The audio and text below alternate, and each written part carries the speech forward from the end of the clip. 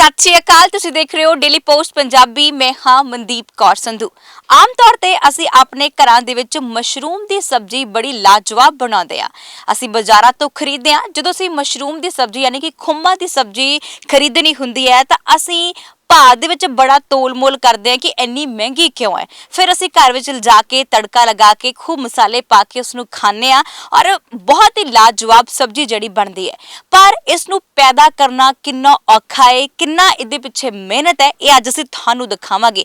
ਪਹੁੰਚੇ ਹੋਏ ਆ ਅਸੀਂ ਰਾਮਪੁਰਾ ਗੁਜਰਾ ਪਿੰਡ ਵਿਖੇ। ਇਹ ਬਿਲਕੁਲ ਸੰਗਰੂਰ ਤੋਂ 60 ਕਿਲੋਮੀਟਰ ਜਿਹੜਾ ਅੱਗੇ ਪੈਂਦਾ ਤੇ ਉਸ ਤੋਂ ਬਾਅਦ ਇੱਥੇ ਪਹੁੰਚਿਆ ਤੇ ਅੱਜ ਅਸੀਂ ਤੁਹਾਨੂੰ ਦਿਖਾਵਾਂਗੇ ਕਿ ਖੁੰਬਾਂ ਦੀ ਸਬਜ਼ੀ ਨੂੰ ਪੈਦਾ ਕਿਵੇਂ ਕੀਤਾ ਜਾਂਦਾ ਹੈ, ਕਿੰਨੀ ਮਿਹਨਤ ਆ, ਕਿੰਨੇ ਦੇਰ ਵਿੱਚ ਤਿਆਰ ਹੁੰਦੀ ਹੈ। ਔਰ ਇੱਥੋਂ ਦੇ ਦੋ ਭਰਾ ਨੇ ਪ੍ਰਮੋਦ ਕੁਮਾਰ ਔਰ ਸੋਹਣ ਸਿੰਘ ਹੋਣਾ ਨੇ ਇਹ ਜਿਹੜੀ ਖੇਤੀ ਕੀਤੀ ਹੈ ਕਰੀਬ ਬਹੁਤ ਵੱਡੇ ਰਕਬੇ ਦੇ ਵਿੱਚ ਜਿਹੜੀ ਖੇਤੀ ਕਰ ਰਹੇ ਨੇ। ਤਸਵੀਰ ਨਾਲ ਤੁਹਾਨੂੰ ਦਿਖਾਵਾਂਗੇ ਕਿ ਇਹ ਕੋਈ ਸੌਖੀ ਖੇਤੀ ਕਰਨੀ ਨਹੀਂ ਹੈ, ਪਰ ਨਾਲ ਦੀ ਨਾਲ ਇਹਨਾਂ ਨੇ ਇੱਕ ਜਿਹੜੀ ਹੈ ਮਿਸਾਲ ਵੀ ਤੋੜੀ ਹੈ ਕਿ ਰਵਾਇਤੀ ਫਸਲਾਂ ਤੋਂ ਹਟ ਕੇ ਇੱਕ ਨਵੀਂ ਵਿਲੱਖਣ ਖੇਤੀ ਕਰ ਰਹੇ ਨੇ ਤੇ ਜਿਸ ਦੇ ਨਾਲ ਇਹ ਰੋਜ਼ਾਨਾ ਹੀ ਲੱਖਾਂ ਦੇ ਰੁਪਏ ਜਿਹੜੇ ਘਰ ਦੇ ਵਿੱਚ ਲੈ ਕੇ ਆਉਂਦੇ ਨੇ। ਸਭ ਤੋਂ ਪਹਿਲਾਂ ਅਸੀਂ ਸੋਹਣ ਸਿੰਘ ਹੋਣਾ ਦਾ ਸਵਾਗਤ ਕਰਾਂਗੇ। ਸਾਡੇ ਨਾਲ ਸੋਹਣ ਸਿੰਘ ਹੋਣੀ ਮੌਜੂਦ ਨੇ। ਸੋ ਹਾਂਜੀ ਸੋਹਣ ਸਿੰਘ ਜੀ, ਸਤਿ ਸ਼੍ਰੀ ਅਕਾਲ। ਡੇਲੀ ਪੋਸਟ ਪੰਜਾਬੀ ਤੇ ਤੁਹਾਡਾ ਸਵਾਗਤ ਹੈ ਜੀ। ਬਹੁਤ ਧੰਨਵਾਦ। ਅੱਜ ਅਸੀਂ ਦੇਖ ਰਹੇ ਹਾਂ ਕਿ ਬਹੁਤ ਵਧੀਆ ਸੀ ਜਦੋਂ ਆ ਕੇ ਦੇਖਿਆ ਕਿ ਤੁਸੀਂ ਤਾਂ ਬਹੁਤ ਰਕਬੇ ਦੇ ਵਿੱਚ ਖੇਤੀ ਕਰ ਰਹੇ ਹੋ। ਕਿੰਨੇ ਰਕਬੇ 'ਚ ਖੇਤੀ ਹੋ ਰਹੀ ਹੈ? ਇਹ ਤਕਰੀਬਨ 3 ਏਕੜ ਦੇ ਕਰੀਬ ਵਿੱਚ ਸ਼ੈੱਡ ਲਗਾ ਕੇ ਜੋ ਸੀਜ਼ਨਲ ਹੈਗਾ ਜਾਂ ਇਹਦਾ ਜੋ ਸਿਸਟਮ ਹੈਗਾ ਉਹ ਲਗਾ ਕੇ ਇਹਨੂੰ ਖੇਤੀ ਕਰ ਰਹੇ ਹਾਂ। ਸੋ ਇਹਨੂੰ ਅਸੀਂ ਬਾਜ਼ਾਰਾਂ 'ਚੋਂ ਖਰੀਦਣ ਜਾਂਦੇ ਹਾਂ ਤਾਂ ਸੁਆਣੀਆਂ ਦੀ ਆਮ ਹੁੰਦੀ ਹੈ ਕਿ ਜਦੋਂ ਭਾਅ ਦੱਸੇ ਜਾਂਦੇ ਨੇ ਅਸੀਂ ਤੋਲ ਮੁੱਲ ਬੜਾ ਕਰ ਲੈਂਦੇ ਆ, ਪਰ ਇਹਦੇ ਪਿੱਛੇ ਮਿਹਨਤ ਬਹੁਤ ਹੈ ਜੀ। ਮੈਂ ਇਹ 'ਚ ਮਿਹਨਤ ਬਹੁਤ ਜ਼ਿਆਦਾ ਹੈਗੀ, ਇਸ ਦੀ ਵਜ੍ਹਾ ਕਰਕੇ ਭਾਅ ਥੋੜਾ ਤੇਜ਼ ਵੀ ਹੋ ਜਾਂਦਾ ਹੈ, ਲੇਕਿਨ ਕੋਈ ਜ਼ਿਆਦਾ ਨਹੀਂ, ਨਾਰਮਲ ਦਾ ਭਾਅ ਹੈਗਾ ਦਾ। ਤੇ ਇਹਦੀ ਪੈਦਾ ਕਰਨ 'ਚ ਬਹੁਤ ਖਰਚਾ ਵੀ ਬਹੁਤ ਹੈਗਾ ਤੇ ਕਾਫੀ ਮਿਹਨਤ ਬਹੁਤ ਜ਼ਿਆਦਾ ਲੱਗਦੀ ਹੈ। ਸੋ ਅਸੀਂ ਅੱਜ ਨਾਲ ਆਪਣੇ ਦਰਸ਼ਕਾਂ ਨੂੰ ਇਹ ਦਿਖਾਣੀ ਹੈ ਕਿ ਖੁੰਬਾਂ ਦੀ ਖੇਤੀ ਕਰਦੇ ਕਿਵੇਂ ਆ, ਇਹਦੀ ਸ਼ੁਰੂਆਤ ਕਿੱਥੋਂ ਹੁੰਦੀ ਹੈ ਔਰ ਇਸ ਦਾ ਐਂਡ ਕਿੱਥੋਂ ਹੁੰਦਾ ਤੇ ਕੱਲ ਤੱਕ ਜਿਹੜੀ ਹੈ ਇਹਦੀ ਕੰਪੋਸਟ ਕਿਵੇਂ ਤਿਆਰ ਹੁੰਦੀ ਹੈ ਔਰ ਇਹਨਾਂ ਕਿਹੜੇ ਬੀਜ ਹੁੰਦੇ ਨੇ, ਹਰ ਜਾਣਕਾਰੀ ਲਵਾਂਗੇ। ਸਭ ਤੋਂ ਪਹਿਲਾਂ ਸ਼ੁਰੂਆਤ ਕਿੱਥੋਂ ਕਰਨੀ ਆਪਾਂ? ਸਭ ਤੋਂ ਪਹਿਲਾਂ ਇੱਕ ਕੰਪੋਸਟ ਚੈਂਬਰ, ਜਿੱਥੋਂ ਕਿ ਜੋ ਇਹ ਕੰਪੋਸਟ ਇਹਦੀ ਹੁੰਦੀ ਹੈ ਉਹ ਤਿਆਰ ਹੁੰਦੀ ਹੈ, ਅਸੀਂ ਤੁਹਾਨੂੰ ਉਹ ਦਿਖਾਉਂਦੇ ਹਾਂ ਜੀ। ਇਹ ਮਸ਼ਰੂਮ ਪੈਦਾ ਹੋ ਰਹੀ ਹੈ, ਇਹ ਤਕਰੀਬਨ ਐਂਡ ਪੋਜੀਸ਼ਨ ਤੇ ਹੈ ਇਸ ਟਾਈਮ ਜੀ। ਬਿਲਕੁਲ ਇਹ ਐਂਡ ਪੋਜੀਸ਼ਨ ਹੈ, 10 ਤੋਂ 15 ਦਿਨ ਇਹਨੂੰ ਸੀਜ਼ਨਲ ਮਸ਼ਰੂਮ ਕਹਿੰਦੇ ਨੇ। 10 ਤੋਂ 15 ਦਿਨ ਚੱਲਣੀ ਹੈ। ਜਿਹੜੀ ਖੁੰਬ ਦੀ ਸਬਜ਼ੀ ਆਪਾਂ ਉਗਾਉਣੀ ਹੁੰਦੀ ਆ ਤਾਂ ਉਸ ਦੌਰਾਨ ਇਹ ਕਿੰਨੇ ਸੀਜ਼ਨਲ ਹੁੰਦੇ ਆ? ਇਹ ਕਿਹੜੀ ਰੁੱਤਾਂ ਦੇ ਹਿਸਾਬ ਨਾਲ ਹੁੰਦੀ ਹੈ? ਇਹ ਤਕਰੀਬਨ ਸਰਦੀ ਰੁੱਤ ਦੀ ਮੇਨ ਤੌਰ ਤੇ ਫਸਲ ਹੈਗੀ ਹੈ, ਜਿਹਨੂੰ ਕਿ ਠੰਡ ਦੀ ਜ਼ਰੂਰਤ ਪੈਂਦੀ ਹੈ। ਇਹਦਾ ਬੇਸਿਕ ਟੈਂਪਰੇਚਰ 16 ਡਿਗਰੀ ਤੋਂ ਲੈ ਕੇ 20 ਡਿਗਰੀ ਦੇ ਵਿੱਚ ਹੁੰਦੀ ਹੈ। ਸੋ ਬਿਲਕੁਲ ਅਸੀਂ ਚੱਲੀਏ ਉੱਧਰ ਤੇ ਸਾਨੂੰ ਸ਼ੁਰੂਆਤ ਦਿਖਾਓ ਜੀ। ਸੋ ਆਓ ਹੁਣ ਤੁਹਾਨੂੰ ਲੈ ਕੇ ਚੱਲਦੇ ਹਾਂ ਕਿ ਜਿੱਥੋਂ ਇਹਦੀ ਸ਼ੁਰੂਆਤ ਹੁੰਦੀ ਹੈ, ਇਹ ਕਿਵੇਂ ਉਗਾਈ ਜਾਂਦੀ ਹੈ। ਸਭ ਤੋਂ ਖਾਸ ਗੱਲ ਇਹ ਕਿ ਰਵਾਇਤੀ ਫਸਲਾਂ ਤੋਂ ਹਟ ਕੇ, ਕਣਕ ਝੋਨੇ ਤੋਂ ਬਿਲਕੁਲ ਪਿਛਾਂ ਹਟ ਕੇ ਜਿਹੜੀ ਨਵੀਂ ਖੇਤੀ ਇਹ ਕਰ ਰਹੇ ਨੇ ਤੇ ਇਹਦੇ ਨਾਲ ਜਿਹੜੇ ਨੇ ਲੱਖਾਂ ਰੁਪਏ ਦਾ ਜਿਹੜਾ ਮੁਨਾਫਾ ਹੈ ਉਹ ਸੋਹਣ ਸਿੰਘ ਹੋਣੀ ਕਮਾ ਰਹੇ ਨੇ। ਆਓ ਫਿਰ ਇੱਕ ਵਾਰ ਤੁਹਾਨੂੰ ਲੈ ਕੇ ਚੱਲਦੇ ਹਾਂ ਉੱਥੇ ਜਿੱਥੇ ਇਹਦੀ ਕੰਪੋਸਟ ਜਿਹੜੀ ਹੈ ਤਿਆਰ ਹੁੰਦੀ ਹੈ।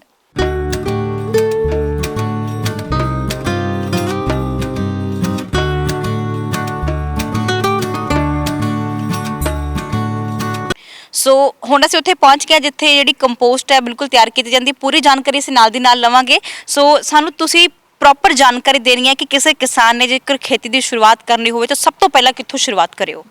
ਇਸ ਮਸ਼ਰੂਮ ਦੀ ਖੇਤੀ ਦੀ ਸਭ ਤੋਂ ਪਹਿਲਾਂ ਜੋ ਸ਼ੁਰੂਆਤ ਹੁੰਦੀ ਹੈ ਉਹ ਤੂੜੀ, ਜੋ ਇਹਨੂੰ ਆਪਾਂ ਕੰਪੋਸਟ ਤਿਆਰ ਕਰਨ ਵਾਸਤੇ ਹੁੰਦੀ ਹੈ, ਇਹਨੂੰ 3-4 ਦਿਨਾਂ ਵਾਸਤੇ ਭਿਗੋਇਆ ਜਾਂਦਾ ਹੈਗਾ ਜੀ।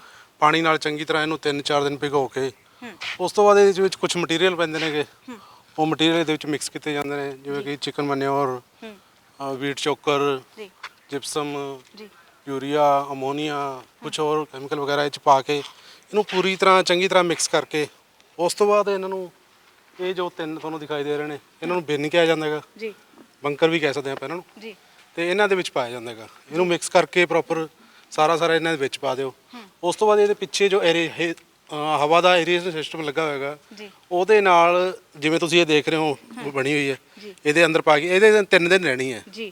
3 ਦਿਨ ਇਹਦੇ ਅੰਦਰ ਇਹਦਾ ਟੈਂਪਰੇਚਰ ਰਾਈਜ਼ਿੰਗ ਹੁੰਦਾ ਹੈਗਾ। ਟੈਂਪਰੇਚਰ ਰਾਈਜ਼ਿੰਗ ਹੋਣ ਨਾਲ ਹੌਲੀ ਹੌਲੀ ਇਹ ਤਿਆਰ ਹੋ ਜਾਂਦੀ ਹੈ ਜੀ। ਜੇਕਰ ਗੱਲ ਕੀਤੀ ਜਾਵੇ ਤੂੜੀ ਦੀ ਤਾਂ ਕਿੰਨੇ ਕੁਇੰਟਲ ਜਿਹੜੀ ਹੈ ਤੂੜੀ ਤੁਹਾਨੂੰ ਲੈਣੀ ਪੈਂਦੀ ਹੈ? ਸਾਡਾ ਬੈਚ ਇੱਕ ਵਾਰ ਦਾ ਬੈਚ ਬਣਦਾ 120 ਕੁਇੰਟਲ ਦੇ ਕਰੀਬ ਸਾਡਾ ਬੈਚ ਬਣਦਾ ਹੈਗਾ ਜੀ। 120 ਕੁਇੰਟਲ ਦੇ ਵਿੱਚ ਅਸੀਂ ਚਿਕਨ ਮੈਨਿਓਰ ਪਾਉਂਦੇ ਹੈਗਾ 60-70% ਤੇ 8% ਦੇ ਲਗਭਗ ਅਸੀਂ ਚੋਕਰ ਪਾਉਂਦੇ ਆ ਤੇ ਤਕਰੀਬਨ 10% ਦੇ ਲਗਭਗ ਅਸੀਂ ਇਹ 'ਚ ਜਿਪਸਮ ਪਾਉਂਦੇ ਆ। 2 ਕੁਇੰਟਲ ਦੇ ਲਗਭਗ ਅਸੀਂ ਯੂਰੀਆ ਪਾਉਂਦੇ ਆ ਤੇ ਅਮੋਨੀਆ ਸਲਫੇਟ ਇਹਦੇ ਅੰਦਰ ਅਸੀਂ ਕੁਝ ਪਾਉਂਦੇ ਹਾਂ ਜੀ ਤੇ ਉਹ ਪ੍ਰੋਪਰ ਮਿਕਸਿੰਗ ਹੋਣ ਤੋਂ ਬਾਅਦ ਇੱਧਰ ਆ ਜਾਂਦਾ ਹੈ। 3 ਦਿਨ ਦਾ ਪ੍ਰੋਸੀਜਰ ਇਹਦਾ ਇੱਕ ਦਾ ਰਹਿੰਦਾ ਹੈਗਾ। ਜੀ 3 ਦਿਨ ਬਾਅਦ ਇਹਦੀ ਪਲਟਾਈ ਕੀਤੀ ਜਾਂਦੀ ਹੈ ਦੂਜੇ ਬਿਨ 'ਚ ਜੀ ਤੇ ਉਸ ਤੋਂ ਬਾਅਦ 3 ਦਿਨ ਇਹਦੀਆਂ 4 ਪਲਟੀਆਂ ਸਾਡੇ ਕੋਲ ਲਿੱਤੀਆਂ ਜਾਂਦੀਆਂ ਨੇ। ਤਕਰੀਬਨ 4 ਪਲਟੀਆਂ ਜਦੋਂ ਇਹਦੀ ਪੂਰੀ ਹੋ ਜਾਂਦੀਆਂ ਨੇ ਤਾਂ ਇਹ ਸਾਨੂੰ ਮਤਲਬ ਅਮੋਨੀਆ ਇਹਦਾ ਚੈੱਕ ਕੀਤਾ ਜਾਂਦਾ ਹੈਗਾ। ਅਮੋਨੀਆ ਚੈੱਕ ਕਰਕੇ ਇਹਦਾ ਸਾਨੂੰ ਆਪਣੇ ਅੱਖਾਂ ਨਾਲ ਇੰਨਾ ਕੁ ਅੰਦਾਜ਼ਾ ਹੋ ਜਾਂਦਾ ਵੀ ਤਿਆਰ ਹੈ। ਜੀ ਜਦੋਂ ਇਹ ਤਿਆਰ ਹੋ ਜਾਂਦੀ ਹੈ ਤਾਂ ਇਹਨੂੰ ਬੰਕਰ ਬੋਲਿਆ ਜਾਂਦਾ ਹੈ। ਜੋ ਇਹ ਸਿਸਟਮ ਤੁਸੀਂ ਦੇਖ ਇੱਕ ਵਾਰ ਅਸੀਂ ਬੰਕਰ ਜ਼ਰੂਰ ਦਿਖਾ ਦਿੰਦੇ ਆ ਕਿਉਂਕਿ ਜਦੋਂ ਸ਼ੁਰੂਆਤ ਹੁੰਦੀ ਹੈ ਤੂੜੀ ਦੇ ਵਿੱਚ ਜਿਹੜੇ ਇਹਦੇ ਪਦਾਰਥ ਨੇ ਉਹ ਮਿਲਾਏ ਜਾਂਦੇ ਨੇ ਤੇ ਉਸ ਤੋਂ ਬਾਅਦ ਇਹ ਜੋ ਇਹਨਾਂ ਨੇ ਬੰਕਰ ਤਿਆਰ ਕੀਤੇ ਹੋਏ ਨੇ ਫਿਰ ਜਦੋਂ ਇਹ ਬੰਕਰ ਤਿਆਰ ਕਰਦੇ ਹੋ ਤਾਂ ਇਹ ਕਿਸ ਤਰ੍ਹਾਂ ਤਿਆਰ ਹੁੰਦੇ ਨੇ ਕਿੰਨਾ ਕੁ ਖਰਚਾ ਆ ਜਾਂਦਾ ਤੇ ਐਕਚੁਅਲੀ ਇਹਦੇ ਵਿੱਚ ਜੋ ਦੀਵਾਰਾਂ ਇਹ ਬਣੀਆਂ ਹੋਈਆਂ ਨੇ ਇਹਦੇ ਅੰਦਰ ਇਨਸੂਲੇਟਡ ਵਾਲ ਹੁੰਦੀ ਹੈ ਸਾਰੀ ਜੀ ਤੇ ਇਹਦੇ ਨੀਚੇ 5 ਫੁੱਟ ਬਾਏ 2 ਫੁੱਟ ਦਾ ਭੌਰਾ ਹੁੰਦਾ ਹੈਗਾ। ਭੌਰਾ ਕਹਿ ਸਕਦੇ ਆਪਾਂ ਨੀਚੇ ਖੱਡਾ ਕਹਿ ਸਕਦੇ ਆ ਤੇ ਇਹਦੇ ਜੋ ਫਰਸ਼ ਹੈਗਾ ਇਹਦੇ ਅੰਦਰ ਵੀ ਸੁਰਾਖ ਹੁੰਦੇ ਨੇ। ਇਹ ਸੁਰਾਖ ਕਿਸ ਲਈ ਕੀਤੇ ਜਾਂਦੇ ਨੇ? ਸੁਰਾਖ ਇਹਦੇ ਅੰਦਰੋਂ ਹਵਾ ਦੀ ਐਰੇਸ਼ਨ ਕਰਵਾਈ ਜਾਂਦੀ ਹੈ ਜੀ ਪ੍ਰੋਪਰ ਉਹਦਾ ਟੈਂਪਰੇਚਰ ਮੇਨਟੇਨ ਕਰਨ ਵਾਸਤੇ ਉਹਦੀ ਕਿਉਰਿੰਗ ਕਰਨ ਵਾਸਤੇ ਉਹਦੀ ਪੈਸਚਰਾਈਜੇਸ਼ਨ ਇਹਦੇ ਅੰਦਰ ਕੀਤੀ ਜਾਂਦੀ ਹੈ ਜੀ ਉਹ ਤਕਰੀਬਨ 8 ਦਿਨ ਦਾ ਪ੍ਰੋਸੀਜਰ ਹੈ ਜੀ ਤੇ ਉੱਪਰ ਵੀ ਸਾਰੀ ਇਨਸੂਲੇਸ਼ਨ ਹੈਗੀ ਦੀਵਾਰਾਂ 'ਚ ਇਨਸੂਲੇਸ਼ਨ ਥੱਲੇ ਇਨਸੂਲੇਸ਼ਨ ਤੇ ਤਕਰੀਬਨ 8 ਦਿਨ ਇਹਦੇ ਅੰਦਰ ਰੱਖ ਕੇ ਪਹਿਲੇ ਹੁੰਦੀ ਹੈ ਇਹਦੀ ਪੈਸਚਰਾਈਜੇਸ਼ਨ ਦੀ ਜੋ ਕਿਰਿਆ ਹੁੰਦੀ ਹੈ ਤਕਰੀਬਨ 24 ਘੰਟੇ ਉਹ ਬਣਦੀ ਹੈ ਜੀ ਉਸ ਤੋਂ ਹੁੰਦੀ ਹੈ ਕੰਡੀਸ਼ਨਿੰਗ ਯੂਨਿਟ ਜੀ 24 ਘੰਟੇ ਕੰਡੀਸ਼ਨਿੰਗ ਉਸ ਤੋਂ ਬਾਅਦ ਉਹਨੂੰ ਹਵਾ ਦੇ ਕੇ ਤੇ ਇਹਦੀ ਕੰਪੋਸਟ ਤਕਰੀਬਨ 8 ਦਿਨਾਂ ਬਾਅਦ ਇੱਥੋਂ ਰੈਡੀ ਹੋ ਕੇ ਬਾਹਰ ਕੱਢ ਲਈ ਜਾਂਦੀ ਹੈ। ਬਿਲਕੁਲ ਇੱਕ ਵਾਰ ਤਸਵੀਰ ਅਸੀਂ ਦਿਖਾ ਦਿੰਦੇ ਆ ਕਿ ਇਹ ਤੁਸੀਂ ਦੇਖ ਰਹੇ ਹੋ ਕਿ ਇਹਨਾਂ ਨੇ ਕਿਹਾ ਕਿ ਕਰੀਬ 5 ਫੁੱਟ ਦੇ ਨੀਚੇ ਜਿਹੜਾ ਇਹਨਾਂ ਦੇ ਇੱਕ ਭੋਰਾ ਬਣਾਇਆ ਹੋ ਜਾਂਦਾ ਤੇ ਉਸਦੇ ਇਹ ਇਸੇ ਕਰਕੇ ਬਣਾਇਆ ਗਿਆ ਕਿਉਂਕਿ ਉੱਪਰ ਸੁਰਾਖ ਵੀ ਨੇ ਕਿ ਹਵਾ ਜਿਹੜੀ ਹੈ ਇੱਥੇ ਲੱਗਦੀ ਰਵੇ ਤੇ ਇਹ ਬਹੁਤ ਜ਼ਰੂਰੀ ਹੋ ਜਾਂਦੀ ਹੈ ਹਵਾ ਇਧਰੋਂ ਚੈਂਬਰ ਨਾਲ ਜੋ ਮਕੈਨੀਕਲੀ ਸੈਟਅਪ ਜੋ ਲੱਗਾ ਹੋਏਗਾ ਉਹਦੇ ਨਾਲ ਰਾਉਂਡ ਟੂ ਫਿਗਰ ਘੁਮਾਈ ਜਾਂਦੀ ਹੈ।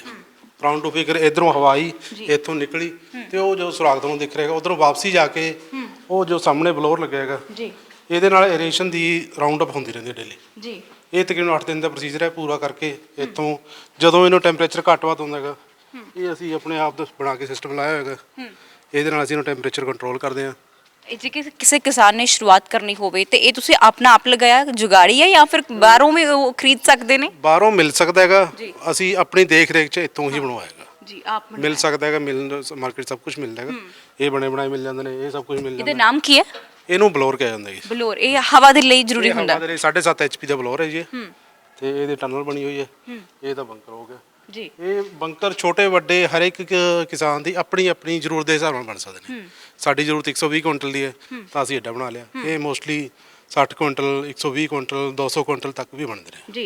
ਅਸੀਂ ਫਿਰ ਉੱਥੇ ਵਾਪਸੀ ਕਰਾਂਗੇ ਜਿੱਥੋਂ ਅਸੀਂ ਆਏ ਸੀ ਕਿਉਂਕਿ ਆਪਾਂ ਉਹ ਦਿਖਾਉਣਾ ਕਿ ਜਦੋਂ ਕੰਪੋਸਟ ਤਿਆਰ ਹੁੰਦੀ ਹੈ ਉਸ ਤੋਂ ਬਾਅਦ ਇਹਨਾਂ ਬੰਕਰਾਂ ਦੇ ਵਿੱਚ ਆਉਂਦੀ ਹੈ ਇੱਕ ਬਿਨ ਬਣਾਏ ਜਾਂਦੇ ਨੇ ਉਹਨਾਂ ਬਿਨ ਦੇ ਵਿੱਚ ਆਉਂਦੀ ਹੈ ਤੇ ਫਿਰ ਜਦੋਂ ਉਹਨੂੰ ਗਿੱਲਾ ਕਰਦੇ ਹੋ ਤਾਂ ਇੱਥੇ ਬਾਹਰ ਕਿੰਨੇ ਦਿਨ ਦਾ ਪ੍ਰੋਸੀਜਰ ਹੁੰਦਾ ਉਸ ਤੋਂ ਬਾਅਦ?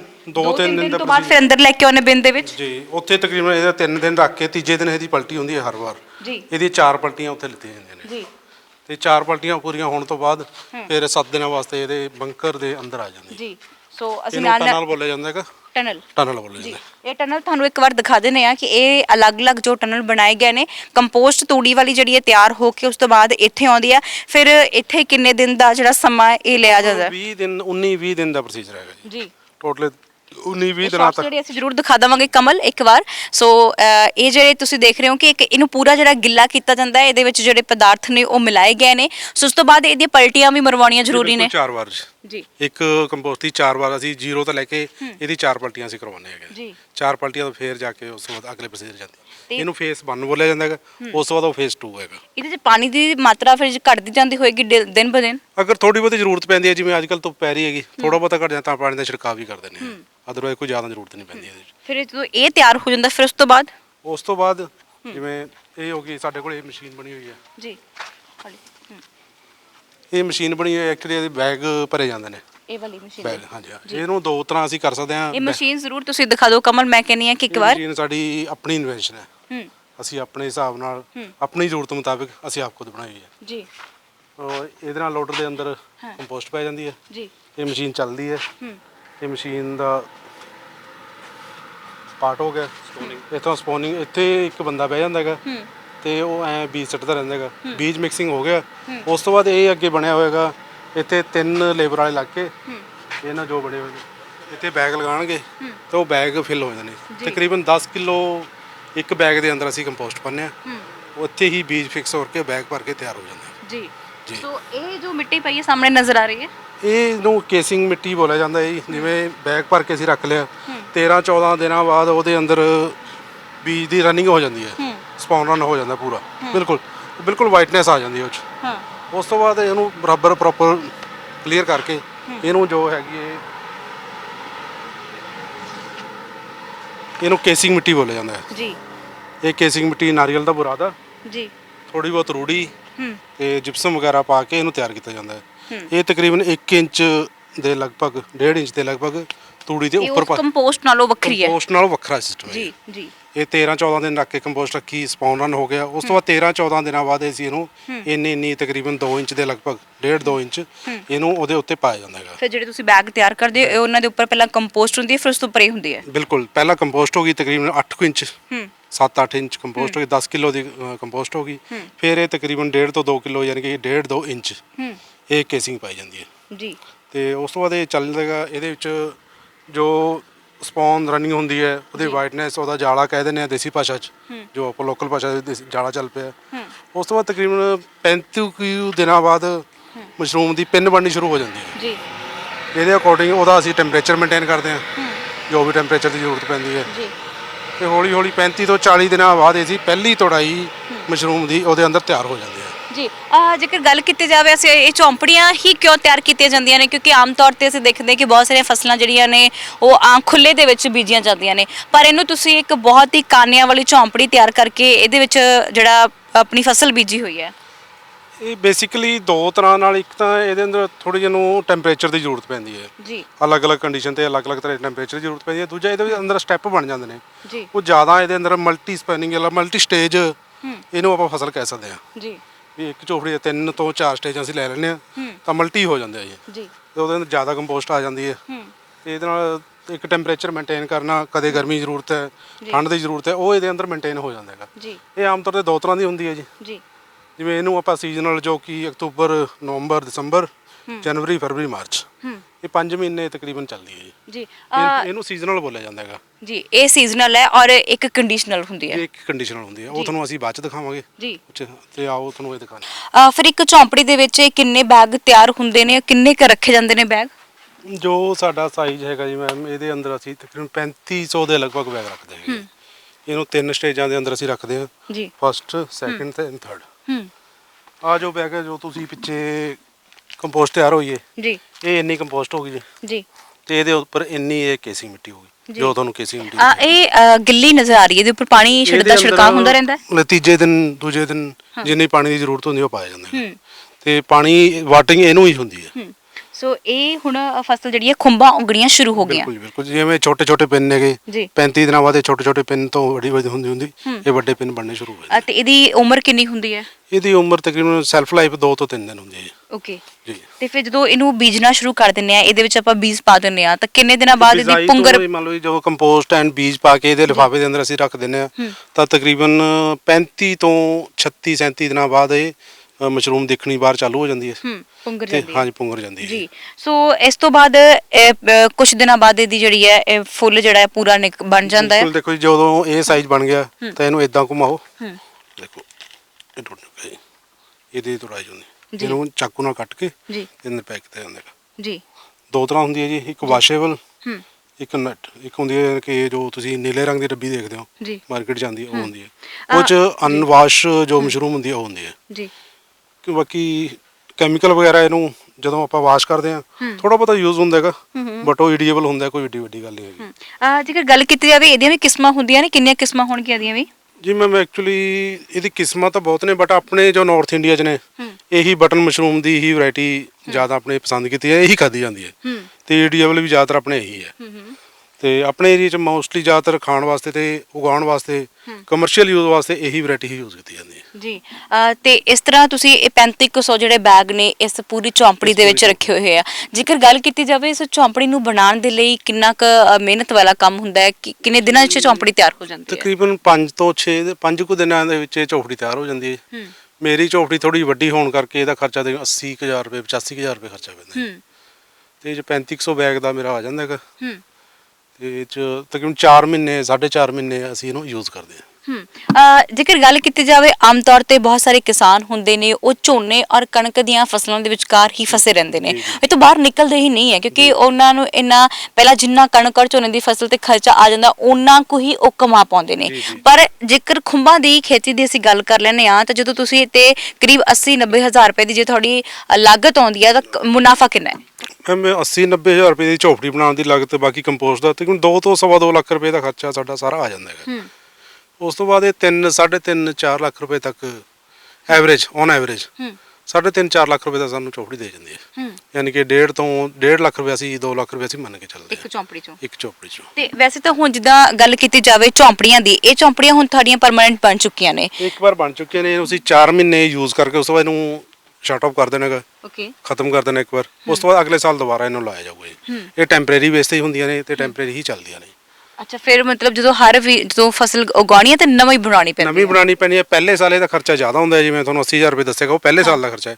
ਉਸ ਤੋਂ ਬਾਅਦ ਇਹਦੀ ਪੰਨੀ ਬਦਲਣੀ ਹੈ, ਥੋੜਾ ਬਹੁਤਾ ਬਣਾਉਣ ਦਾ ਖਰਚਾ ਹੈ, 15 ਤੋਂ 20,000 ਰੁਪਏ ਖਰਚਾ ਹੈ। ਉਸ ਤੋਂ 5 ਸਾਲ ਇਹ ਤਕਰੀਬਨ ਐਡਵਾਂਸ ਕੰਮ ਆ ਜਾਂਦੇ ਨੇ। ਉਸ ਤੋਂ ਬਾਅਦ ਇਹ ਖਰਚਾ ਵੀ ਘਟ ਜਾਂਦਾ, ਦੂਜੇ ਸਾਲ ਇਹਦਾ ਖਰਚਾ ਕਾਫੀ ਘਟ ਜਾਂਦਾ ਹੈ ਤੇ ਉਹ ਖਰਚਾ ਵੀ ਨਹੀਂ ਰਹਿੰਦਾ ਹੈਗਾ। ਕਿੰਨੇ ਸਾਲ ਹੋ ਗਏ ਤੁਹਾਨੂੰ ਖੇਤੀ ਕਰਦਿਆਂ ਨੂੰ? ਇਹ ਮੈਨੂੰ ਚੌਥਾ ਸਾਲ ਹੋ ਗਿਆ ਜੀ ਹੁਣ ਲਗਾਤਾਰ। ਤੇ ਠੀਕ ਹੈ ਜੀ, ਬਹੁਤ ਵਧੀਆ ਲੱਗ ਰਿਹਾ ਮੈਨੂੰ। ਬਿਲਕੁਲ, ਜਿਸ ਤਰ੍ਹਾਂ ਅਸੀਂ ਇਹ ਤੁਹਾਨੂੰ ਅੱਜ ਖੁੰਬਾਂ ਦੀ ਖੇਤੀ ਦਿਖਾਈ ਹੈ ਕਿ ਇਸ ਤਰ੍ਹਾਂ ਹੁੰਦੀ ਹੈ, ਇਹ ਕੰਪੋਸਟ ਐਵੇਂ ਤਿਆਰ ਹੁੰਦੀ ਹੈ। ਉਸ ਤੋਂ ਬਾਅਦ ਕੰਪੋਸਟ ਲਈ ਪਹਿਲਾਂ 3-4 ਦਿਨ ਪਹਿਲਾਂ ਜਿਹੜੇ ਤੂੜੀ ਦੇ ਵਿੱਚ ਸਾਰਾ ਪਦਾਰਥ ਨੇ ਸਾਰੇ ਉਹ ਮਿਲਾਏ ਜਾਂਦੇ ਨੇ, ਫਿਰ ਉਸ ਤੋਂ ਬਾਅਦ ਉਹਨੂੰ ਗਿੱਲਾ ਕਰਕੇ ਉਹਨਾਂ ਨੂੰ ਬਿਨ ਦੇ ਵਿੱਚ ਰੱਖਿਆ ਜਾਂਦਾ। ਬਿਨ ਵਿੱਚ ਰੱਖਣ ਤੋਂ ਬਾਅਦ ਫਿਰ ਉਹਨਾਂ ਦੀ ਪਲਟੀ ਹੁੰਦੀ ਹੈ। ਪਲਟੀ ਤੋਂ ਬਾਅਦ ਮਸ਼ੀਨ ਰਾਹੀਂ ਇਹ ਜਿਹੜੀ ਸਾਰੀ ਕੰਪੋਸਟ ਤਿਆਰ ਹੁੰਦੀ ਹੈ ਉਹਦੇ ਇਹ ਜਿਹੜੇ ਬੈਗ ਨੇ ਉਹ ਭਰੇ ਜਾਂਦੇ ਨੇ। ਫਿਰ ਉਸ ਤੋਂ ਬਾਅਦ ਇਹਨਾਂ ਦੇ ਉੱਪਰ ਇਹ ਕਿਹੜੀ ਮਿੱਟੀ ਕਿਹਾ ਸੀ ਤੁਸੀਂ? ਕੇਸਿੰਗ। ਸੋ ਇਹ ਕੇਸਿੰਗ ਮਿੱਟੀ ਜਿਹੜੀ ਇਹ ਰੱਖੀ ਨਾਰੀਅਲ ਦਾ ਬੁਰਾਦਾ ਪਲੱਸ ਰੂੜੀ ਜੀ। ਸੋ ਉਸ ਤੋਂ ਬਾਅਦ ਫਿਰ ਦੇ ਵਿੱਚ ਬੀ ਮਿਲਾ ਕੇ ਇੱਥੇ ਜਿਹੜੀ ਹੈ ਤਿਆਰ ਕੀਤੀ ਜਾਂਦੀ ਹੈ। ਇਹ ਕੋਈ ਸੌਖਾ ਕੰਮ ਨਹੀਂ ਹੈ, ਮਿਹਨਤ ਬਹੁਤ ਮੰਗਦਾ ਹੈ ਕਿਉਂਕਿ ਜੇ ਕਹਿੰਦੇ ਕਿ ਮਿਹਨਤ ਕਰੀਏ ਤਾਂ ਉਹ ਮਿਹਨਤ ਪੱਲੇ ਵੀ ਪੈਂਦੀ ਹੈ। ਉਹਦਾ ਸਾਨੂੰ ਜਿੰਨਾ ਸਬਰ, ਜਿੰਨਾ ਕਹਿੰਦੇ ਗੁੜ ਜਿੰਨਾ ਮਿੱਠਾ ਪਾਓਗੇ ਤਾਂ ਉਨਾ ਹੀ ਮਿੱਠਾ ਜਿਹੜਾ ਹੋਏਗਾ, ਜਿੰਨਾ ਗੁੜ ਪਾਓਗੇ ਉਨਾ ਮਿੱਠਾ ਹੁੰਦਾ ਹੈ। ਫਿਰ ਇਹ ਤੇ ਜਿੰਨਾ ਹੀ ਤੁਸੀਂ ਮਿਹਨਤ ਕਰੋਗੇ ਉਨਾ ਪੈਸਾ ਵੀ ਕਮਾਓਗੇ। ਸੋ ਹੁਣ ਗੱਲ ਕਰ ਲੈਂਦੇ ਅਸੀਂ ਕਿਸਾਨੀ ਅੰਦੋਲਨ ਦੀ। ਅੱਜ ਸਾਡੇ ਕਿਸਾਨ ਜਿਹੜੇ ਨੇ ਦਿੱਲੀ ਦੀਆਂ ਸਰਹੱਦਾਂ ਤੇ ਵੀ ਬੈਠੇ ਹੋਏ ਨੇ, ਮੰਗ ਜਿਹੜੀ ਹੈ ਮੰਗੀ ਜਾ ਰਹੀ ਹੈ 3 ਖੇਤੀ ਕਾਨੂੰਨਾਂ ਨੂੰ ਲੈ ਕੇ। ਸੋ ਉਹਨੂੰ ਤੁਸੀਂ ਕਿਸ ਤਰ੍ਹਾਂ ਦੇਖਦੇ ਹੋ ਕਿ ਅਸੀਂ ਉੱਥੇ ਰੁਲਦੇ ਆ ਬਾਰਡਰਾਂ ਦੇ ਉੱਪਰ, ਪਰ ਹਾਲੇ ਵੀ ਜਿਹੜੀ ਸਰਕਾਰ ਹੈ ਸਾਡੀ ਗੱਲ ਮੰਨਣ ਲਈ ਤਿਆਰ ਨਹੀਂ ਹੈ? ਦੇਖੋ, ਸਰਕਾਰ ਨੂੰ ਚਾਹੀਦਾ ਹੈ ਕਿ ਇੰਨੇ ਲੋਕ ਆਪਣਾ ਘਰ-ਬਾਰ ਛੱਡ ਕੇ ਜੋ ਉੱਥੇ ਬਾਰਡਰ ਤੇ ਬੈਠੇ ਨੇ ਉਹ ਆਪਣੇ ਹੱਕ ਮੰਗ ਰਹੇ ਨੇ ਕਿ ਸਾਨੂੰ ਐਮਐਸਪੀ ਚਾਹੀਦੀ ਹੈ। ਐਮਐਸਪੀ ਤੋਂ ਮਤਲਬ ਉਹਨਾਂ ਦਾ ਇਹ ਹੈਗਾ ਕਿ ਸਾਡੀ ਸਾਰੀ ਫਸਲ ਜੋ ਅਸੀਂ ਪੈਦਾ ਕਰਦੇ ਹਾਂ ਉਹ ਸਰਕਾਰ ਵੱਲੋਂ ਖਰੀਦੀ ਜਾਵੇ। ਤੇ ਇੱਕ ਪਲੱਸ ਉਹਦੇ ਇੱਕ ਪੁਆਇੰਟ ਹੋਰ ਹੈ ਕਿ ਐਮਐਸਪੀ ਦਾ ਮਤਲਬ ਸਾਡੀ ਫਸਲ ਉਹ ਤੋਂ ਘੱਟ ਰੇਟ ਤੇ ਨਾ ਵਿਕੇ, ਕੋਈ ਵੀ ਪ੍ਰਾਈਵੇਟ ਸਾਡੀ ਲੁੱਟ ਨਾ ਕਰ ਪਾਵੇ। ਤੇ ਦੂਜਾ ਜੋ ਇਹ ਕਾਰਪੋਰੇਟ ਦੀ ਗੱਲ ਚੱਲ ਰਹੀ ਹੈ, ਕਾਰਪੋਰੇਟ ਘਰਾਣੇ ਜੋ ਹੈਗੇ ਨੇ ਤੇ ਉਹ ਇਹ ਤੇ ਕਬਜ਼ਾ ਕਰਨ ਦੀ ਗੱਲ ਕਰ ਰਹੇ ਨੇਗੇ ਤੇ ਲੱਗਦਾ ਠੀਕ ਹੈ। ਤੇ ਜ਼ਿਮੀਂਦਾਰ ਆਪਣੀ ਗੱਲ ਤੇ ਅੜੇ ਹੋਏ ਨੇ ਕਿ ਅਗਰ ਸਾਡੀ ਖੇਤੀ ਤੇ ਕਾਰਪੋਰੇਟ ਘਰਾਣਿਆਂ ਦਾ ਕਬਜ਼ਾ ਹੋ ਗਿਆ ਤਾਂ ਅਸੀਂ ਕਿਸੇ ਲਾਇਕ ਸ਼ਾਇਦ ਨਾ ਰਹਾਂਗੇ। ਬਿਲਕੁਲ, ਤੇ ਉਹ ਆਪਣਾ ਹੱਕ ਮੰਗ ਰਹੇ ਨੇ। ਸਰਕਾਰ ਨੂੰ ਚਾਹੀਦਾ ਹੈ ਕਿ ਲੋਕਾਂ ਦੀ ਗੱਲ ਸੁਣੀ ਜਾਵੇ। ਬਿਲਕੁਲ, ਬਹੁਤ ਵਧੀਆ ਗੱਲ ਹੈ। ਲੋਕੀ ਇੰਨੇ ਲੋਕ ਆਪਣਾ ਘਰ ਛੱਡ ਕੇ ਉੱਥੇ ਟਰਾਲੀ ਜੰਕਸ਼ਨ ਬਣਾ ਲਿਆ, ਬੈਠੇ ਨੇਗੇ, ਖਾਣਾ ਬਣਾ ਰਹੇ ਨੇ, ਬੱਚੇ ਵੀ ਨੇ, ਬਜ਼ੁਰਗ ਵੀ ਨੇ, ਸਾਰੇ ਬੈਠੇ ਨੇ। ਸਰਕਾਰ ਨੂੰ ਚਾਹੀਦਾ ਕਿ ਉਹਨਾਂ ਦੀ ਗੱਲ ਸੁਣੀ ਜਾਵੇ। ਤੁਸੀਂ ਵੀ ਜਾ ਕੇ ਆਏ, ਇਤਿਹਾਸ ਦਾ ਹਿੱਸਾ ਬਣੇ? ਬਿਲਕੁਲ, 3 ਵਾਰ ਜਾ ਚੁੱਕੇ ਹਾਂ ਜੀ। ਜੋ ਸਾਡੇ ਤੋਂ ਸਰਦਾ ਹੈਗਾ, ਅਸੀਂ 1-2 ਵਾਰ ਸੇਵਾ ਵੀ ਕਰ ਚੁੱਕੇ ਹਾਂ। 2 ਵਾਰ ਮੈਂ ਸਬਜ਼ੀ ਦੀ ਗੱਡੀ ਭੇਜ ਚੁੱਕਿਆ, 1 ਵਾਰ ਮਸ਼ਰੂਮ ਦੀ ਗੱਡੀ ਭੇਜ ਚੁੱਕਿਆ। ਲੰਗਰ ਸੇਵਾ ਚਾਹੀਦੀ ਹੈ, ਆਪ ਲੈ ਕੇ ਨਹੀਂ ਜਾਂਦੇ, ਬੇਨਾਮੀ ਜਾ ਕੇ ਉਸੇ ਦੇ ਜਾਂਦੇ ਉੱਤੇ। 3 ਵਾਰ ਜਾ ਚੁੱਕੇ ਹਾਂ। ਬਹੁਤ ਵਧੀਆ। ਅੱਛਾ, ਜਿਸ ਤਰ੍ਹਾਂ ਐਮਐਸਪੀ ਦੀ ਗੱਲ ਕਰ ਰਹੇ ਸੀ ਕਿ ਇਹਦਾ ਵੀ ਕੋਈ ਰੇਟ ਤੈਅ ਹੁੰਦਾ ਕਿ ਇਹਨੇ ਰੇਟ ਦੇ ਵਿੱਚ? ਡੇਲੀ ਮਾਰਕੀਟ ਦਾ ਰੇਟ ਹੀ ਹੁੰਦਾ ਜੀ। ਡੇਲੀ ਦਾ ਜਿੰਨੀ ਪਹੁੰਚਦੀ ਹੈਗੀ ਉਸ ਹਿਸਾਬ ਨਾਲ ਰੇਟ ਤੈਅ ਹੁੰਦਾ ਹੈਗਾ। ਮੰਡੀ ਦੇ ਰੇਟ ਨਾਲ ਹੀ ਚੱਲਦੀ ਹੈ ਤਾਂ ਜੀ, ਇਹਦਾ ਕੋਈ ਡੇਲੀ ਰੇਟ ਨਹੀਂ, ਫਿਕਸ ਨਹੀਂ ਕੋਈ ਹੁੰਦਾ ਜੀ। ਜਿਸ ਤਰ੍ਹਾਂ ਤੁਹਾਡੇ ਕੋਲੋਂ ਇੱਕ ਮੰਨ ਲਓ ਇੱਕ ਹਿਸਾਬ ਨਾਲ ਕਿਲੋ ਦੀ ਫਸਲ ਜੇਕਰ ਆਪਾਂ ਕਿਲੋ ਦਾ ਪੈਕੇਟ ਵੇਚਣਾ ਹੋਵੇ ਤਾਂ ਉਹ ਕਿੰਨੇ ਚ ਵਿਕ ਜਾਂਦਾ ਔਰ ਗਾਂ ਕਿੰਨੇ ਚ ਵਿਕਦਾ ਆ? ਤਕਰੀਬਨ 200 ਗ੍ਰਾਮ ਦੀ ਇੱਕ ਪੈਕਿੰਗ ਹੁੰਦੀ ਹੈ ਜੀ। 1 ਕਿਲੋ ਦੇ ਵਿੱਚ 5 ਪੈਕਿੰਗ। ਇਹਦਾ ਰੇਟ ਮੋਸਟਲੀ ਚੱਲਦਾ ਜੀ ਸਾਡਾ ਹੋਲਸੇਲ ਦਾ ਰੇਟ ਹੁੰਦਾ ਹੈ 80 ਰੁਪਏ ਦੇ ਲਗਭਗ, 80 ਤੋਂ ਲੈ ਕੇ 110 ਰੁਪਏ ਦੇ ਲਗਭਗ ਰੇਟ ਇਹਦਾ ਚੱਲਦਾ ਹੈਗਾ। ਤੇ ਮੰਡੀ ਵਾਲੇ ਜੋ ਰਿਟੇਲ ਆਂਦੀ ਹੈ 120-110 ਰੁਪਏ ਦਾ ਰੇਟ ਅੱਗੇ ਰਿਟੇਲ 'ਚ ਜਾਂਦਾ ਹੈ। ਵੈਸੇ ਕਹਿੰਦੇ ਹੁੰਦੇ ਨਾ ਕਿ ਜੇ ਘਰ ਦੀ ਖੇਤੀ ਹੋਵੇ ਤਾਂ ਅਸੀਂ ਖਾ ਖਾ ਕੇ ਅਸੀਂ ਬੜਿਆਕ ਜਾਂਦੇ ਹੁੰਦੇ ਆ, ਘਰ 'ਚ ਇਹ ਬਣਦੀ ਆ? ਬਣਦੀ ਹੈ ਕਦੀ ਕਦਾਈ, ਕਿ ਇਹ ਲਾ ਲਓ ਦਿਖਾਉਣ ਵਾਸਤੇ ਹੀ ਅਸੀਂ ਖਾਂਦੇ ਹਾਂ। ਬਸ ਅਸੀਂ ਖਾ ਖਾ ਕੇ ਬਸ ਲੱਕੇ ਪਏ ਹਾਂ। ਬਿਲਕੁਲ ਜੀ। ਅੱਛਾ, ਇਹਨੂੰ ਜਦੋਂ ਸਬਜ਼ੀ ਬਣਾਉਣੀ ਹੁੰਦੀ ਹੈ ਕਈ ਲੋਕਾਂ ਨੂੰ ਬਹੁਤ ਐਲਰਜੀ ਹੁੰਦੀ ਹੈ। ਤੁਹਾਡੇ ਸਾਹਮਣੇ ਐਗਜ਼ਾਮਪਲ ਮੈਂ ਵੀ ਖੜੀ ਹੋਈ ਹਾਂ ਕਿ ਜਦੋਂ ਅਸੀਂ ਮਸ਼ਰੂਮ ਖਾਂਦੇ ਹਾਂ ਤਾਂ ਮੇਰੇ ਵੀ ਕਈ ਵਾਰ ਦਾਣੇ ਨਿਕਲਣੇ ਸ਼ੁਰੂ ਸ਼ੁਰੂ ਹੋ ਜਾਂਦੇ। ਇਹ ਕਾਰਨ ਕੀ ਹੁੰਦਾ ਕਿ ਐਲਰਜੀ ਦਾ ਹੋਣਾ? ਮੇ ਵੀ ਕੋਈ ਸਪੈਸੀਫਿਕ ਐਲਰਜੀ ਹੋ ਸਕਦੀ ਹੈ, ਬਟ ਇਹਦੇ ਨਾਲ ਮੈਨੂੰ ਨਹੀਂ ਲੱਗਦਾ ਕਿਸੇ ਦੀ ਐਲਰਜੀ ਹੋਊਗੀ, ਕਿਉਂਕਿ ਇਹ 'ਚ ਕੋਈ ਹਾਰਮਫੁਲ ਕੈਮੀਕਲ ਨਹੀਂ ਹੁੰਦਾ, ਬਲਕਿ ਇਹ 'ਚ ਮੈਡੀਸਨਲੀ ਕਈ ਐਲੀਮੈਂਟਸ ਤਾਂ ਇਹੋ ਜਿਹੇ ਨੇ ਜਿਹੜੇ ਕਿਤੇ ਵੀ ਨਹੀਂ ਪਾਏ ਜਾਂਦੇ, ਜਿਵੇਂ ਕਿ ਵਿਟਾਮਿਨ ਡੀ ਹੈ, ਵਿਟਾਮਿਨ ਸੀ ਹੈ, ਵਿਟਾਮਿਨ ਏ ਵੀ ਹੁੰਦਾ ਹੈ, ਕੈਲਸ਼ੀਅਮ, ਪ੍ਰੋਟੀਨ ਅੱਛੀ ਮਾਤਰਾ 'ਚ। ਇਹਨੂੰ ਮਤਲਬ ਕਿ ਨੌਨ ਵੈਜ ਤੋਂ ਬਾਅਦ ਸਭ ਤੋਂ ਵਧੀਆ ਆਹਾਰ ਆਪਾਂ ਇਹਨੂੰ ਕਹਿ ਸਕਦੇ ਹਾਂ, ਮਸ਼ਰੂਮ ਨੂੰ ਸਭ ਤੋਂ ਮਤਲਬ ਕਿ ਸਬਜ਼ੀਆਂ 'ਚ ਸਭ ਤੋਂ ਵਧੀਆ ਆਹਾਰ ਇਹਨੂੰ ਕਹਿ ਸਕਦੇ ਹਾਂ। ਤੇ ਇਹ 'ਚ ਕਈ ਪ੍ਰੋਡਕਟ ਇਹ 'ਚ ਇਹੋ ਜਿਹੇ ਨੇ, ਜਿਵੇਂ ਵਿਟਾਮਿਨ ਡੀ ਹੈ, ਉਹ ਕਿਸੇ ਵੀ ਵੈਜ ਦੇ ਵਿੱਚ ਨਹੀਂ ਪਾਇਆ ਜਾਂਦਾ, ਜਿਹੜਾ ਕਿ ਇਹਦੇ ਵਿੱਚ ਪਾਇਆ ਜਾਂਦਾ ਹੈ। ਤੇ ਇਸ ਕਰਕੇ ਇਹਨੂੰ ਖਾਣਾ ਚਾਹੀਦਾ, ਬਹੁਤ ਵਧੀਆ ਚੀਜ਼ ਹੈ। ਤੇ ਅਗਰ ਤੁਹਾਨੂੰ ਐਲਰਜੀ ਹੈ, ਮੈਨੂੰ ਨਹੀਂ ਲੱਗ ਰਿਹਾ ਕਿ ਇਹਦੇ ਬਾਰੇ ਤੁਹਾਨੂੰ ਹੋ ਸਕਦਾ ਡਾਊਟ ਹੋਇਆ ਹੋਵੇ, ਕਿਉਂਕਿ ਕਈ ਵਾਰ ਹੁੰਦਾ ਕਿ ਜਦੋਂ ਇਹਨੂੰ ਵਾਸ਼ ਕਰਿਆ ਜਾਂਦਾ ਹੈਗਾ ਤਾਂ ਥੋੜੀ ਵਾਸ਼ ਦੇ ਕੈਮੀਕਲ ਨਾਲ ਹੋ ਸਕਦਾ ਤੁਹਾਨੂੰ ਐਲਰਜੀ ਹੋਵੇ, ਬਟ ਤੁਸੀਂ ਅਨਵਾਸ਼ ਟਰਾਈ ਕਰਕੇ ਦੇਖੋ, ਨਹੀਂ ਹੋਊਗੀ ਸ਼ਾਇਦ। ਜੀ ਬਿਲਕੁਲ। ਇਹ ਤਾਂ ਹੋ ਗਈ ਸੀ ਸੀਜ਼ਨਲ। ਹੁਣ ਅਸੀਂ ਗੱਲ ਕਰਾਂਗੇ ਕੰਡੀਸ਼ਨਲ ਦੀ। ਸੋ ਅਸੀਂ ਹੁਣ ਦਿਖਾਈ ਆਪਣਾ ਦਰਸ਼ਕਾਂ ਨੂੰ ਕਿ ਕੰਡੀਸ਼ਨਲ ਨੂੰ ਕਿਸ ਤਰ੍ਹਾਂ ਤਿਆਰ ਕੀਤਾ ਜਾਂਦਾ ਹੈ। ਕੰਡੀਸ਼ਨਲ ਦਾ ਅੱਧਾ ਪ੍ਰੋਸੀਜਰ ਤਾਂ ਮੈਮ ਸੇਮ ਇਹੀ ਹੈ ਜੋ ਅਸੀਂ ਇੱਥੇ ਦਿਖਾ ਰਹੇ ਹਾਂ। ਉਹ ਜੇ ਕੀ ਹੈਗਾ, ਜੋ ਰੂਮ ਬਣੇ ਹੋਏ ਨੇ, ਜੇ ਤੁਸੀਂ ਚੌਪੜੀ ਦਾ ਉਹ 'ਚ ਪੱਕੇ ਰੂਮ ਬਣੇ ਹੋਏ ਨੇ, ਤੇ ਮੈਂ 2 ਰੂਮ ਤੋਂ ਸਟਾਰਟ ਕੀਤਾ ਸੀਗਾ। ਮੈਂ 3 ਸਾਲ ਪਹਿਲਾਂ ਬਣਾਏ ਸੀਗੇ, ਗਵਰਨਮੈਂਟ ਦੀ ਜੋ ਸਬਸਿਡੀ ਵਗੈਰਾ ਹੁੰਦੀ ਹੈ ਉਹਦੇ ਵਾਸਤੇ ਮੈਂ ਅਪਲਾਈ ਕੀਤਾ ਹੋਏਗਾ, ਉਹ ਵੀ ਮੇਰੀ ਮਿਲੀ ਹੈ ਮੈਨੂੰ। ਤੇ ਗਵਰਨਮੈਂਟ ਵੱਲੋਂ ਕਾਫੀ ਸਹਾਇਤਾ ਮਿਲਦੀ ਹੈ, ਤਕਰੀਬਨ 40% ਦੇ ਲਗਭਗ ਗਵਰਨਮੈਂਟ 'ਚ ਸਬਸਿਡੀ ਦਿੰਦੀ ਹੈ।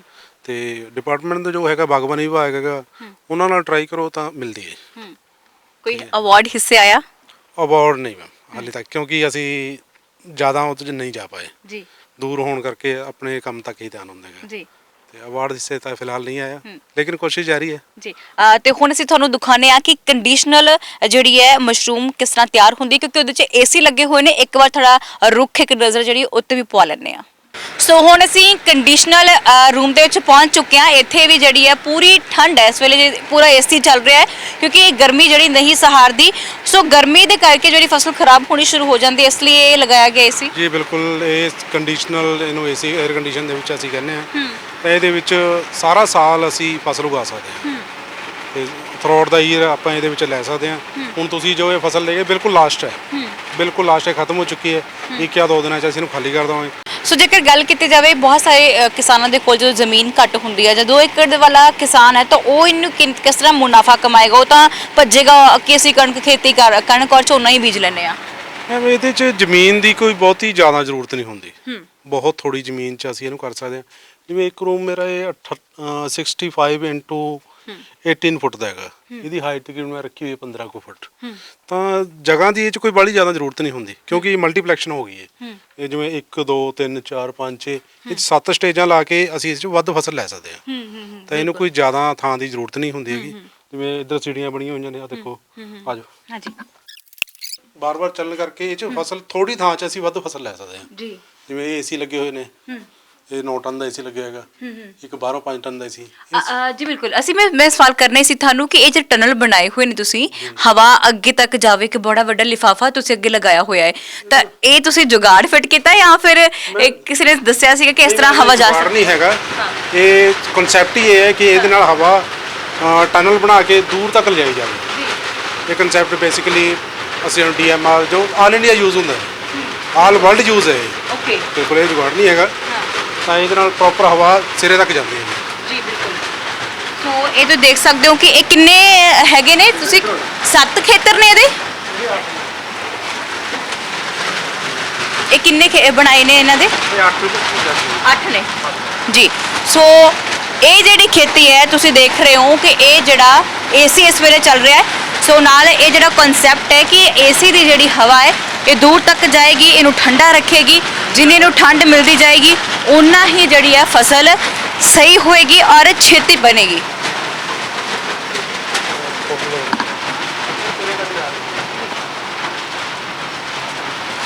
ਫਿਰ ਇਹ ਜਿਹੜੇ ਏਸੀ ਬੈਗ ਨੂੰ ਕਹਿ ਸਕਦੇ ਹਵਾ ਵਾਲੇ ਬੈਗਸ ਨੇ, ਇਹ ਕਿੰਨੇ ਲਗਾਏ ਹੋ ਇੱਕ ਰੂਮ ਦੇ ਵਿੱਚ? ਬੈਗ ਉਹਨੇ ਨੇ, ਇਹਨੂੰ ਆਪਾਂ ਬੋਲ ਸਕਦੇ ਹਾਂ, ਕੀ ਬੋਲਾਂਗੇ ਅੰਗਰੇਜ਼ੀ 'ਚ ਮੈਂ ਬੋਲ, ਟਨਲ ਕਹਿ ਸਕਦੇ ਇਹਨੂੰ। ਕਿੰਨੇ ਨੇ ਟੋਟਲ? ਇਹ 3 ਨੇ ਇੱਕ ਰੂਮ 'ਚ। 3 ਰੂਮ, ਮਤਲਬ ਜਿੰਨੀ ਹਵਾ ਦੇ ਵੇਰੀਏਸ਼ਨ ਦਿੱਤੇ, ਜਿੰਨੀ ਗਲੀਆਂ ਹੋਣਗੀਆਂ ਇਹ 1 2 3 ਗਲੀਆਂ ਨੇ, 3 ਹੀ ਲੱਗਣਗੇ, ਤਾਂ ਕਿ ਹਵਾ ਸਿਰੇ ਤੱਕ ਬਿਲਕੁਲ ਪ੍ਰੋਪਰ ਕਮਰੇ 'ਚ ਇੱਕ ਰਹੇ। ਉਹਦੇ ਵਾਸਤੇ ਇਹਨੂੰ ਯੂਜ਼ ਕਰਦੇ ਹਾਂ। ਸਾਡੇ ਬਿਲਕੁਲ ਪੱਕੇ ਰੂਮ ਬਣੇ ਹੋਏ ਨੇਗੇ। ਇਹ ਤੋਂ ਅੱਗੇ ਅਸੀਂ 4 ਰੂਮ ਹੋਰ ਸ਼ੁਰੂ ਕੀਤੇ ਹੋਏ ਨੇ ਜੀ। ਅਸੀਂ ਆਪਣੀ ਜੋ ਵੀ ਮਿਹਨਤ ਜੋ ਸਾਡੀ ਕਮਾਈ ਹੈ ਜੀ। ਅਸੀਂ ਇੱਥੇ ਹੀ ਇਨਵੈਸਟ ਕਰ ਰਹੇ ਹਾਂ ਕੀ ਬਾਤ ਹੈ, ਨਾ ਕਿ ਉਹਨੂੰ ਕੱਢ ਰਹੇ ਹਾਂ ਤੇ ਠੀਕ ਠਾਕ ਰਿਹਾ ਤਾਂ ਇਸ ਸਾਲ ਤੱਕ ਇਹਨੂੰ ਡਬਲ ਕਰਦੇ ਹਾਂ। ਕੀ ਬਾਤ ਹੈ ਜੀ। ਬਿਲਕੁਲ ਜੀ, ਪ੍ਰਮਾਤਮਾ ਤੁਹਾਨੂੰ ਇਸ ਤਰ੍ਹਾਂ ਹੋਰ ਤਰੱਕੀਆਂ ਦੇਵੇ। ਤੁਸੀਂ ਲਗਾਤਾਰ ਖੇਤੀ ਦੇ ਨਾਲ ਜੁੜੇ ਹੋਏ ਹੋ, ਸੋ ਇਸੇ ਤਰ੍ਹਾਂ ਤੁਸੀਂ ਜੁੜੇ ਵੀ ਰਹੋ। ਸੋ ਸੋਹਣ ਜੀ, ਤੁਹਾਡਾ ਬਹੁਤ ਬਹੁਤ ਸ਼ੁਕਰੀਆ ਕਿ ਤੁਸੀਂ ਸਾਨੂੰ ਸਮਝਾਇਆ ਵੀ ਹੈ ਐਂਡ ਖੇਤੀ ਕਿਵੇਂ ਕਰ ਸਕਦੇ ਨੇ, ਜਾਂ ਹੋਰ ਕਿਸਾਨ ਨੇ ਉਹ ਖੇਤੀ 'ਚ ਜਾਣਾ ਚਾਹੁੰਦੇ ਹੋਣ ਤਾਂ ਉਹ ਖੇਤੀ, ਕਿਉਂਕਿ ਅਸੀਂ ਇਹ ਸਾਡੀ ਡੇਲੀ ਪੋਸਟ ਪੰਜਾਬੀ 'ਚ ਰਾਹੀਂ ਅਸੀਂ ਤੇ ਖੁੰਬਾਂ ਦੀ ਖੇਤੀ ਦਿਖਾਈ ਹੈ, ਤਾਂ ਹੋ ਸਕਦਾ ਹੈ ਕਿ ਤੁਹਾਨੂੰ ਸੰਪਰਕ ਵੀ ਕਰਨ, ਉਹ ਵੀ ਖੇਤੀ 'ਚ ਆਉਣ ਜੇ ਇੱਛਾ ਹੋ ਜਾਣ ਤਾਂ ਤੁਸੀਂ ਉਹਨਾਂ ਨੂੰ ਸਮਝਾਇਓ ਵੀ ਜ਼ਰੂਰ ਕਿ ਕਿੱਦਾਂ ਬਿਲਕੁਲ ਕਰਨੀ ਹੈ। ਮੇਰਾ ਨੰਬਰ ਦੇ ਸਕਦੇ ਹੋ ਜੀ। ਮੇਰੇ ਤੋਂ ਕਿਸੇ ਤਰ੍ਹਾਂ ਦੀ ਕੋਈ ਵੀ ਕਿਸੇ ਵੀ ਹੈਲਪ ਦੀ ਜ਼ਰੂਰਤ ਹੈ ਮੈਂ ਜ਼ਰੂਰ ਕਰਾਂਗਾ। ਜੀ ਮੇਰਾ ਕੋਈ ਵੀ ਭਾਈ ਹਾਂ। ਕੋਈ ਵੀ ਮੇਰੇ ਤੋਂ ਪੁੱਛਣਾ ਚਾਹੁੰਦਾ ਮੈਨੂੰ 24 ਘੰਟੇ ਮੇਰਾ ਨੰਬਰ ਖੁੱਲ੍ਹਾ ਰਹਿੰਦਾ ਹੈਗਾ। ਜੀ। ਮੇਰਾ ਮੋਬਾਈਲ ਨੰਬਰ ਤੁਸੀਂ ਦੇ ਸਕਦੇ ਹੋ, ਕੋਈ ਗੱਲ ਨਹੀਂ। ਜੀ ਤੇ ਭਾਈ ਦਾ ਨੰਬਰ ਹੈ ਉਹ ਵੀ ਦੇ ਸਕਦੇ ਹੋ। ਕਿਸੇ ਵੀ ਤਰ੍ਹਾਂ ਦੀ ਅਗਰ ਕੋਈ ਹੈਲਪ ਅਸੀਂ ਕਰ ਸਕੇ ਜੀ। ਤਾਂ ਸਾਨੂੰ ਬਹੁਤ ਖੁਸ਼ੀ ਹੈ। ਜੀ, ਸੋ ਬਹੁਤ ਬਹੁਤ ਸ਼ੁਕਰੀਆ ਸਾਡੇ ਨਾਲ ਗੱਲਬਾਤ ਕਰਨ ਲਈ। ਬਹੁਤ ਬਹੁਤ ਸ਼ੁਕਰੀਆ। ਜੀ। ਸੋ ਬਿਲਕੁਲ ਜੀ, ਤਸਵੀਰਾਂ ਅਸੀਂ ਤੁਹਾਨੂੰ ਦਿਖਾਈਆਂ ਨੇ ਕਿ ਮਸ਼ਰੂਮ ਦੀ ਖੇਤੀ ਕਿੱਦਾਂ ਕੀਤੀ ਜਾਂਦੀ ਹੈ। ਮਸ਼ਰੂਮ ਖਾਣੀ ਬੜੀ ਸੌਖੀ ਹੁੰਦੀ ਹੈ, ਮਸ਼ਰੂਮ ਦੀ ਸਬਜ਼ੀ ਬੜੀ ਬਣਾਉਣੀ ਸੌਖੀ ਹੁੰਦੀ ਹੈ, ਪਰ ਇਸ ਨੂੰ ਉਗਾਉਣਾ, ਇਸ ਨੂੰ ਪੈਦਾ ਕਰਨਾ ਕਿੰਨਾ ਔਖਾ ਹੈ। ਸੋ ਅਸੀਂ ਤੁਹਾਨੂੰ ਦੇਖ ਲਿਆ, ਪਰ ਇਸ ਤੋਂ ਮੁਨਾਫਾ ਕਿੰਨਾ ਜ਼ਿਆਦਾ ਹੁੰਦਾ। ਆਮ ਤੌਰ ਤੇ ਕਿਸਾਨ ਜਿਹੜੇ ਨੇ ਝੋਨੇ ਔਰ ਕਣਕ ਦੀ ਫਸਲ ਵਿੱਚ ਫਸੇ ਰਹਿੰਦੇ ਨੇ, ਉਹਨਾਂ ਨੇ ਇੱਕ ਅਪੀਲ ਜ਼ਰੂਰ ਹੈ ਕਿ ਤੁਸੀਂ ਰਵਾਇਤੀ ਖੇਤੀ ਤੋਂ ਥੋੜਾ ਜਿਹਾ ਹਟ ਕੇ ਨਿਕਲ ਕੇ ਬਾਹਰ ਆਓ ਔਰ ਇਸ ਤਰ੍ਹਾਂ ਦੀ ਖੇਤੀਆਂ ਕਰੋ ਤਾਂ ਇੱਕ ਦਿਨ ਦੇ ਤੁਸੀਂ ਲੱਖਾਂ ਰੁਪਏ ਜਿਹੜਾ ਆ ਕਮਾ ਸਕਦੇ ਆ। ਕਿਉਂਕਿ ਸੋਹਣ ਸਿੰਘ ਹੋਣੀ ਤੁਹਾਡੇ ਸਾਹਮਣੇ ਜਿਹੜੀ ਵੱਡੀ ਮਿਸਾਲ ਨੇ, ਨਿਤ ਦਿਨ ਜਿਹੜਾ ਹੈ ਇਹਨਾਂ ਤੋਂ ਬਹੁਤ ਅੱਛਾ ਪੈਸਾ ਕਮਾ ਰਹੇ ਨੇ ਔਰ ਉਹ ਜਿੰਨੀ ਕਮਾਉਂਦੇ ਨੇ ਉਹ ਸਾਰੀ ਇਸ ਤੇ ਹੀ ਇਨਵੈਸਟ ਕਰ ਰਹੇ ਨੇ ਤਾਂ ਕਿ ਹੋਰ ਜਿਹੜਾ ਇਸ ਖੇਤੀ ਨੂੰ ਹੋਰ ਬੜਾਵਾ ਮਿਲੇ ਔਰ ਇਸ ਤੋਂ ਜਿਹੜਾ ਹੋਰ ਦੁੱਗਣਾ ਪੈਸਾ ਉਹ ਕਮਾ ਸਕਣ। ਇਸ ਦੇ ਨਾਲ ਹੋਰ ਕਿਸਾਨਾਂ ਦੇ ਨਾਲ ਜੋ ਕਿ ਇਸ ਤਰ੍ਹਾਂ ਦੀਆਂ ਮਿਸਾਲਾਂ ਬਣ ਰਹੇ ਨੇ, ਤੁਹਾਡੀ ਮੁਲਾਕਾਤ ਅਸੀਂ ਲਗਾਤਾਰ ਕਰਵਾਉਂਦੇ ਰਵਾਂਗੇ। ਹੁਣ ਤੁਹਾਡੇ ਤੋਂ ਲਵਾਂਗੇ ਆ ਗਿਆ ਸਹਿਯੋਗੀ ਸਾਥੀ ਕਮਲ ਦੇ ਨਾਲ ਮਨਦੀਪ ਕੌਰ ਸੰਧੂ, ਪਿੰਡ ਰਾਮਪੁਰਾ, ਗੁਜਰਾਤ।